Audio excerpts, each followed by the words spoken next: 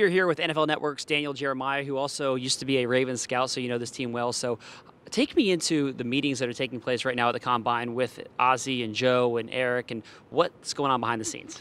Well, they're getting that board set, before you get to the Combine. I think that's one of the things that under Ozzie and Eric and the leadership there with Joe Ortiz, they understand you got to get your board kind of anchored before you get down here to the Combine, because you don't have wild swings based on how guys work out. So they've always been good. Go through the background, go through the reports, hear everybody's voice, and get their names, get those cards up on the board. And then you're going to see some slight movement coming out of the Combine, pro days, and getting some more eyeballs on players, but not going to be too much of a shift. You want to go off what you saw in the fall, saw on the tape.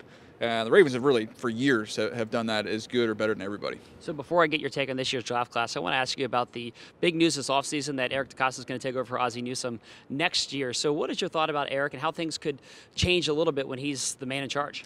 Well, a lot of times you have change, it means a lot of things are going to change. I think this is going to be the most seamless transition that I can ever remember from a GM to the next man in line. And Eric, Eric's been running those draft meetings for a long time. Eric's handprints are kind of all over the staff as well as the roster. So he knows how everything works. He knows the people inside the building, has a good relationship with John on the coaching side. So, I'm sure he'll have some tweaks and some things he's going to slightly adjust, but I think it's really going to be a smooth transition. So let's look ahead to this year's draft. When you see the Ravens, they're at 16 in the first round, what do you think is the top priority for them? Well, I think you look at scoring points, being a little bit more explosive and adding that element to your game, whether that's at the wide receiver position, the running back position. As many tight ends as they have, I think you look for another guy in that room as well. But they need dynamic players on offense. That's where I would focus. Who is a dynamic player? I mean, I think that a lot of Ravens fans, they look at the first round, they say, oh, if Calvin Ridley's there, maybe he's attractive. But if he's not, then you're looking to the second day. Who are the options that you think would make sense? Well, you don't have to go far. DJ Moore from Maryland, I think, is a great player, the wide receiver there. We've seen them kind of churn out some wide receivers over the last few years. Stephon Diggs, obviously, has had a lot of success. And I think you look at him, what he does after the catch, he gives you some toughness and some explosiveness there. He can get on top of coverage. He plays bigger than his size. There's some similarities there with Steve Smith, who just has that competitiveness and plays big. I'm a big fan of his game. And then DJ Chark from LSU. I had a chance to see him down at the Senior Bowl in Mobile, and then going back and really digging into his tape.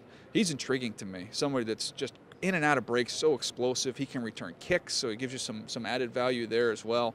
He'd be another one I keep an eye on. Well, the Ravens have gone the Maryland route before, Torrey Smith, just a couple of years ago. So offensive line, that's a position that right now it seems like a lot of people like you are saying maybe that's the option, the route the Ravens go at number 16. Is that a good scenario for the Ravens if they go out there and they get a guy like an Orlando Brown or somebody in that spot?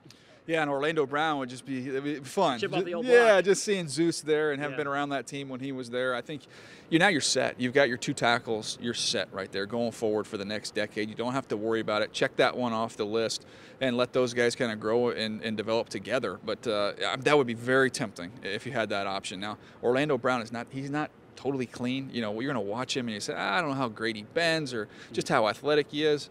At the end of the day, he doesn't give him any pressures. Can't get around him. He's just too stinking big and too long. So I think he's going to be a long-term starter at right tackle, and I would not dislike that pick at all if the Ravens made it. So DJ, we'll let you out of here on this one. It's Sunday of draft weekend, and we're talking about the Ravens being a big winner of the draft, what is going to have to happen for that to be the case? Speed. If I was going to come down to one word, I just think it's speed, explosiveness and speed. Some playmakers, particularly on the offensive side of the ball. Now they need to still add some more guys on the back end. I think you can continue to address that secondary position. They've put a lot of assets in there recently.